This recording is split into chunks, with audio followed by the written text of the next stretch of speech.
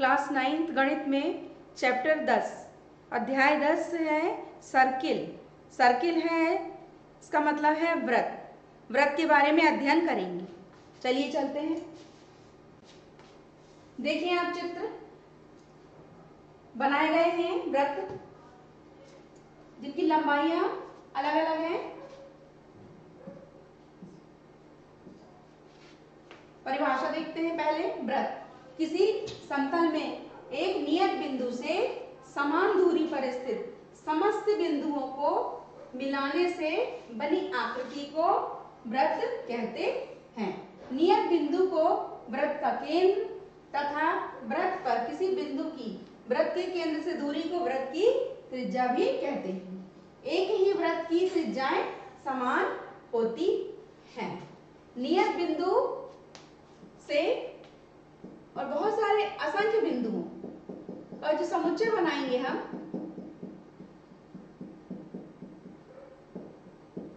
वो कहलाएगा वृत्त। ठीक,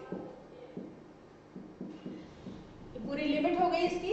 ठीक, ये अब देखते हैं व्यास।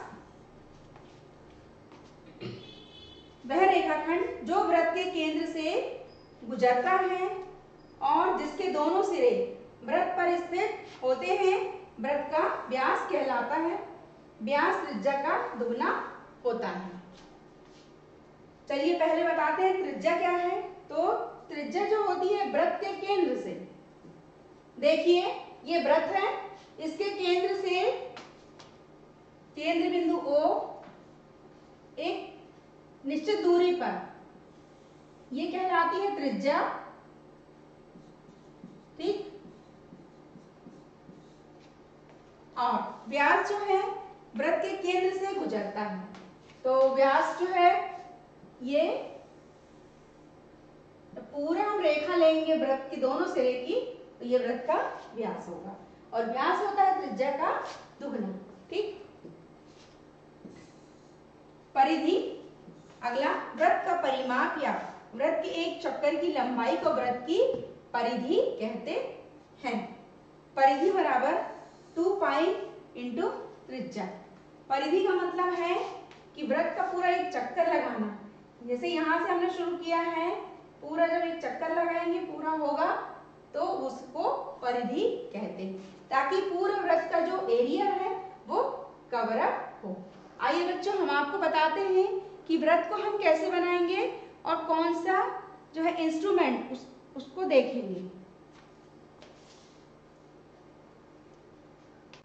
आइए बच्चों, हम जो गणित में आने वाले जो टूल्स हैं, मैथ टूल्स, उसका भी उपयोग करके आपको बताते हैं कि वृत्त कैसे बनाते हैं। वृत्त को बनाने के लिए पहले हमें लंबाई जो सेंटीमीटर में लेनी पड़ेगी। तो सबसे पहले एक स्केल लिया हमने।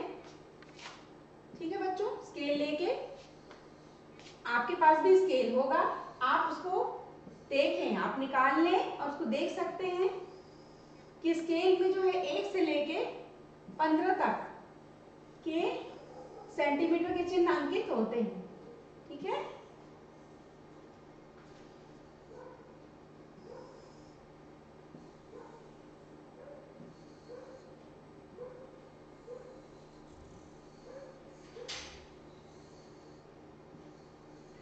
देखिए बच्चों ये स्केल है।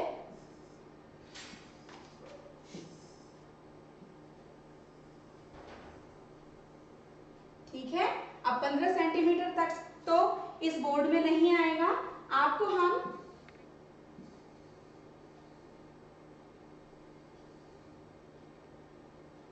सेंटीमीटर तक का लेकर बताना चाहती हूँ। ठीक है बच्चों, देखिए अब ये सबसे पहले ये 0 देखें आप, फिर 1 2 3 4 5 और 6। ठीक, तो ये कहलाते हैं सेंटीमीटर। तो 0 से 1 तक के बीच में 10 भाग होते हैं। इसी प्रकार 1 से 2 के बीच में भी 10 भाग होते हैं। बाकी इसी प्रकार के भाग विभाजित हैं। ठीक, तो ये सेंटीमीटर कहलाता है। अगर हम यहाँ 1 लेते हैं तो ये कहलाएगा 1 सेंटीमीटर, फिर ये 2 सेंटीमीटर, 3 सेंटीमीटर, इसी प्रकार 6 सेंटीमीटर होगा। अब हमें ये तय करना है कि हमें वृत्त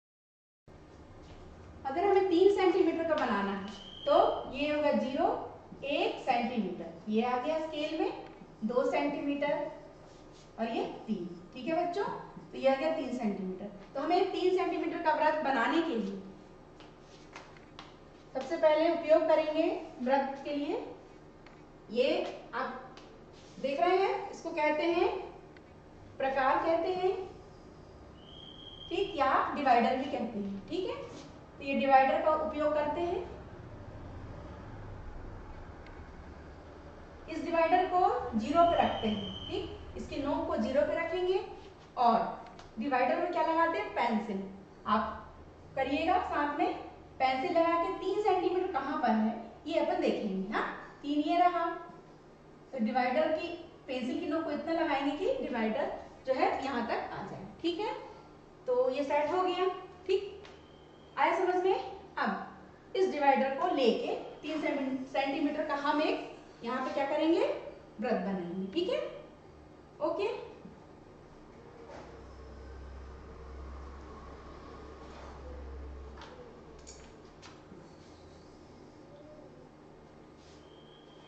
ठीक है बेटा, तो डिवाइडर की नोक को पकड़ के और अपन को ऐसे घुमाना है। ठीक है बेटा, ये देखिए, ताकि 3 सेंटीमीटर का वृत्त बन जाए। ठीक है बच्चों, ये 3 सेंटीमीटर का वृत्त बना। अब वृत्त का केंद्र बिंदु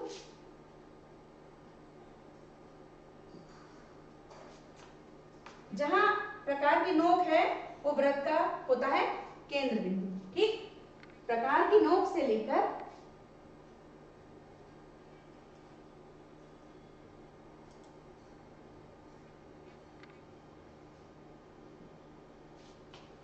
ठीक है, प्रकार की नोक से लेकर एक रेखा यहां कर खींचते हैं।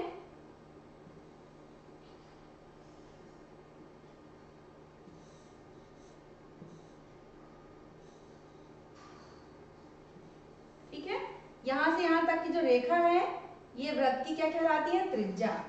ठीक है,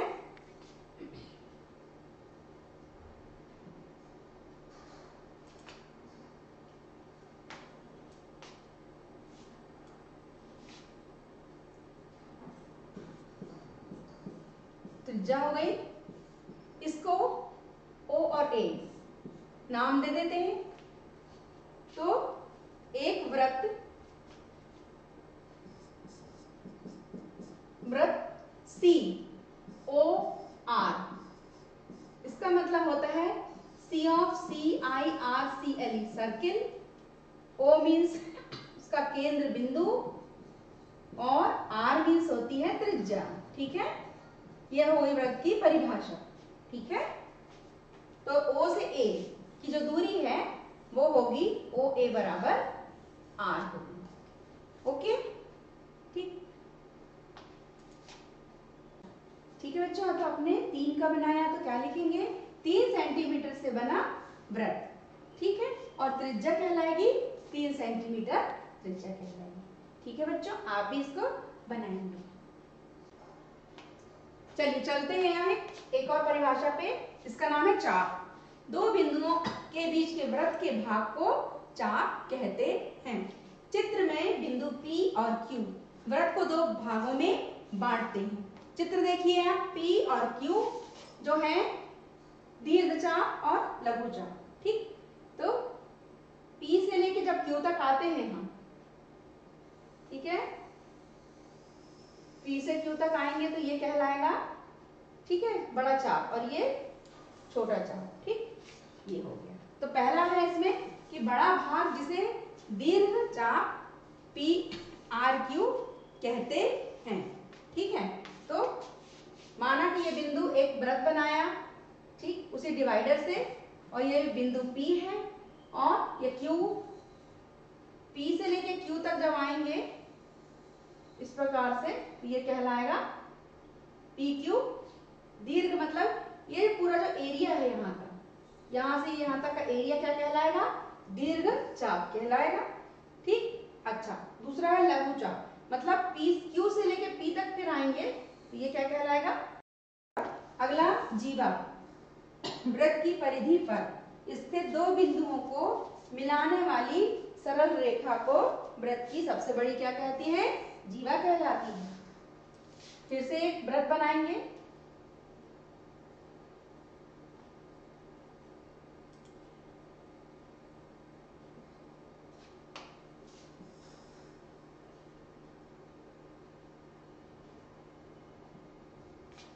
ठीक है, अब वृत्त पे दो बिंदु लेते हैं।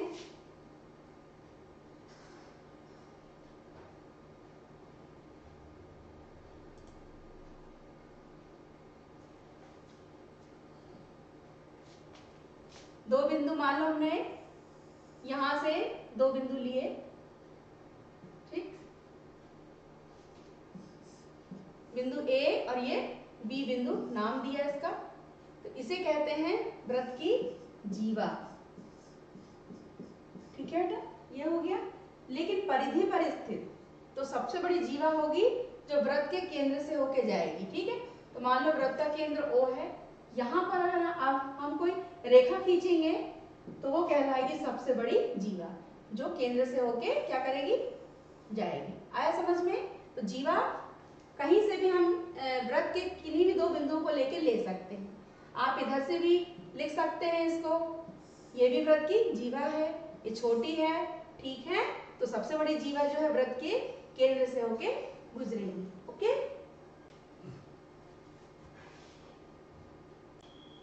अगला है वृत्तखंड। वृत्तखंड जो है, कोई जीवा जब किसी वृत्त को दो भागों में बांटती है तो प्रत्येक भाग एक वृत्तखंड कहलाता है। चित्र में ए भी वृत्त की क्या है? जीवा है। अभी आपको बताया मैंने कि वृत्त के कोई भी दो बिंदुओं को मिलाने वाली रेखा को जीवा कहते हैं। ठीक है, ये क्या कहलाएगी? ए बी वृत्त की जीवा है। ओके, चित्र में ACB तथा ADB दो वृत्तखंड हैं। ACB देखिए चित्र को, A, C और B। ठीक है, ये पहला वृत्तखंड है, ये कहलाता है दीर्घ वृत्तखंड।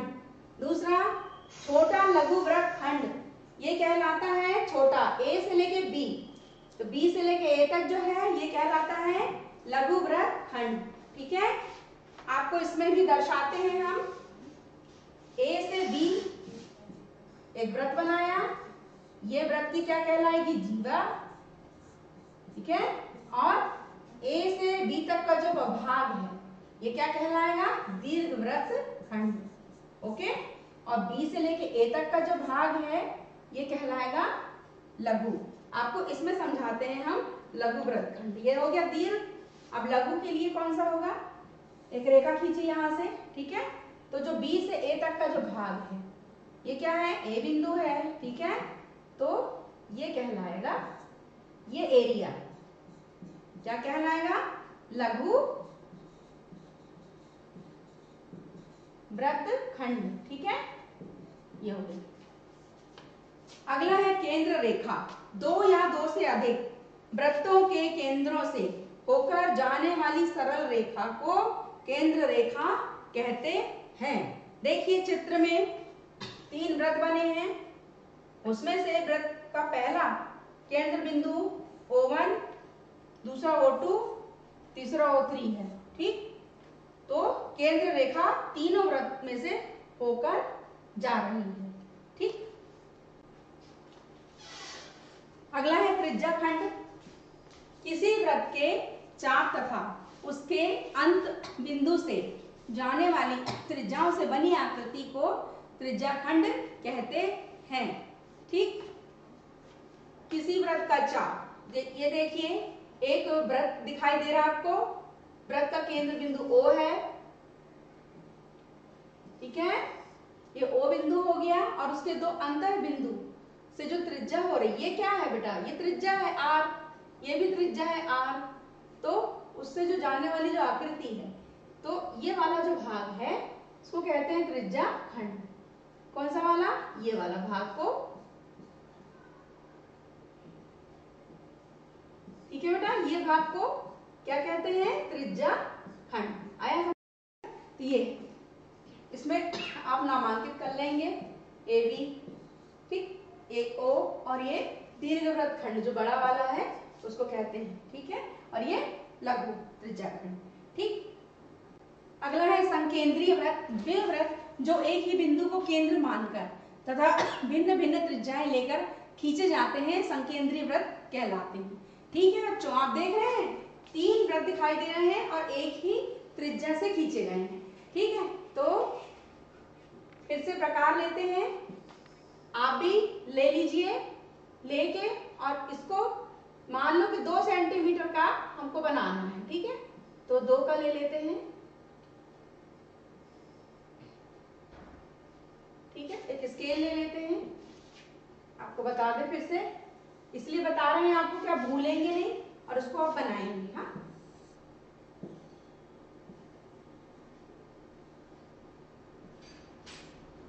ये देखिए स्केल आ गया,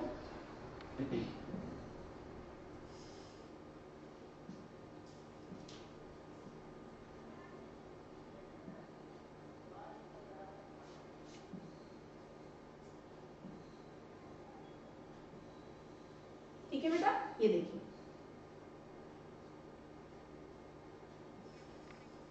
फिर से देखिए, 0 पे रखेंगे प्रकार की नोक और पेंसिल को रखेंगे 1 पर, हमें 1 सेंटीमीटर का त्रिज्या का वृत्त बनाना है, ठीक है। तो बनाते हैं हम, ओके। तो स्केल हटा लेते हैं, ठीक। चलिए अब इसको बनाते हैं, क्योंकि त्रिज्या तो ले ली है हमने, कहीं भी हम इस प्रकार को रख के कॉपी में बना सकते हैं, ठीक है। तो यहां से बनाते हैं हम, देखिए बना ये बना 1 सेंटीमीटर का वृत्त, ठीक। अच्छा, अब यहाँ लिखा है क्या, भिन्न भिन्न त्रिज्याएं, ठीक। अब हम 2 का बना रहे हैं तो थोड़ा सा ये क्या होगा, 2 का थोड़ा बड़ा हो जाएगा, ठीक है। आप अब नाप ले लीजिएगा, ठीक। फिर से बनाइए 2 सेंटीमीटर का, ये बन गया, बना, ठीक। अब 1 और 2 का बना, ठीक है। अब एक और बनाएंगे हम 3 सेंटीमीटर का, ठीक, थोड़ा सा बड़ा हो जाएगा,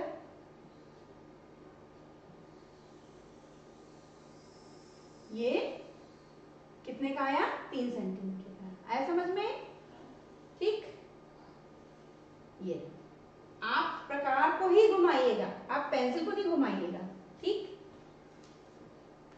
ये कहलाएगा वृत्त का ओ, और हमने जो त्रिज्या ली है वो कितनी ली है, यहां से ये ली है 1, ठीक है, और उसके बाद की त्रिज्या ये वाली ली है कितनी, 2 सेंटीमीटर ली है। यहां से देखते हैं, यहां से त्रिज्या ले ली है 2 सेंटीमीटर ली है, ठीक।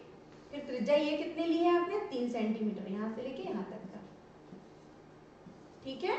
ये आ गया, चलिए अब है अगला उभयनिष्ठ जीवा। अगला पॉइंट, यदि 2 वृत्त एक दूसरे को काटे तो प्रतिच्छेद बिंदु को मिलाने वाले रेखाखंड को उभयनिष्ठ जीवा कहते हैं, ठीक। चलिए बनाते हैं एक चित्र,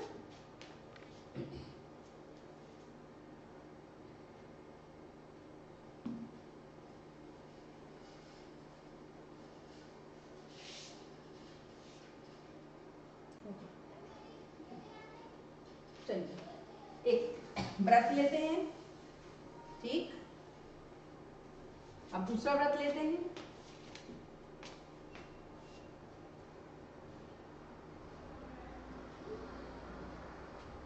ठीक है, ये ओके।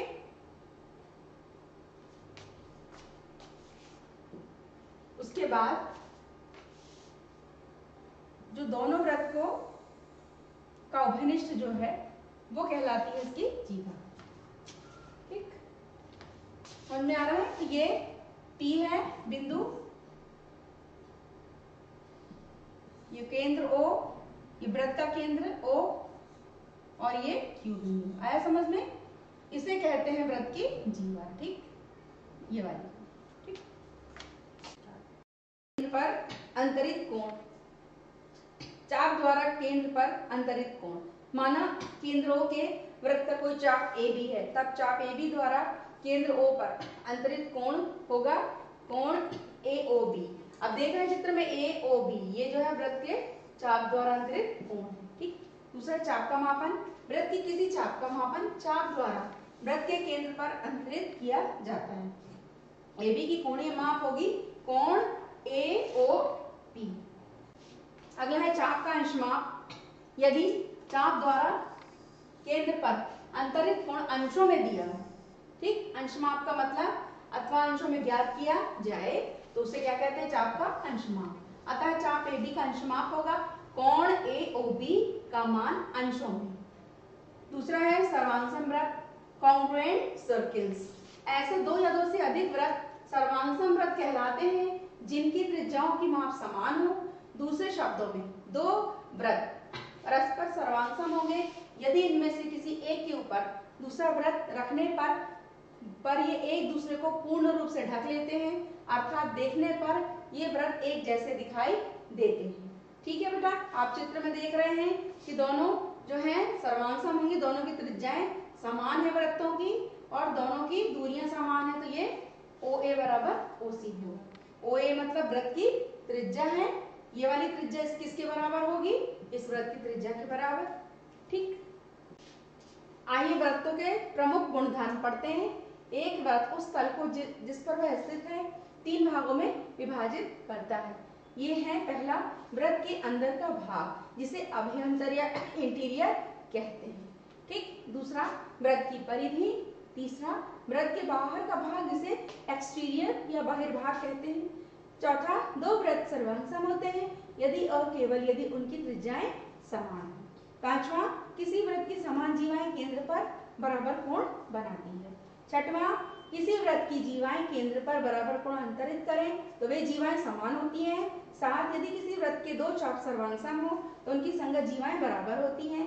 यदि किसी वृत्त की दो जीवाएं बराबर हो तो संगत चाप भी सर्वांशम होते हैं। नौवां यदि किसी वृत्त के केंद्र से जीवा पर डाला गया लंब उस जीवा को संविभाजित करता है। 10 किसी वृत्त की एक जीवा के मध्य बिंदु और केंद्र से जाने वाली रेखा जीवा पर लंब होती है। 11 3 असंख्य एक बिंदुओं से होकर एक और केवल एक वृत्त खींचा जा सकता है।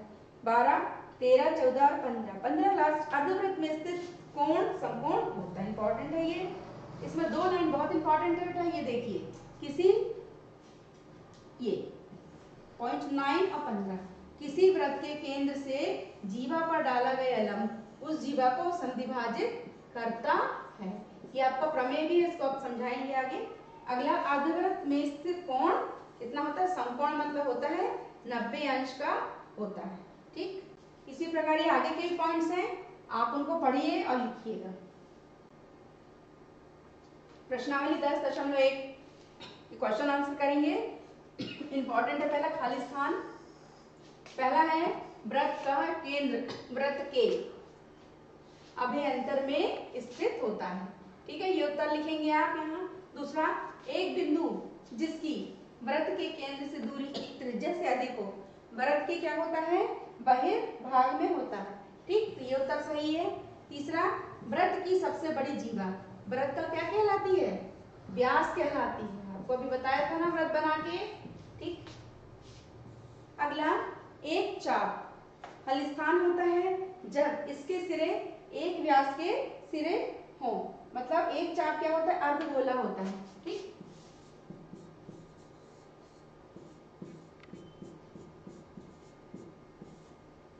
ठीक है, वृत्त का आधा भाग होता है जब इसके सिरे एक व्यास के सिरे। ठीक। 5 वृत्त खंड एक चाप तथा डैश के बीच का भाग होता है, मतलब कि जीवा के बीच का एक भाग होता है।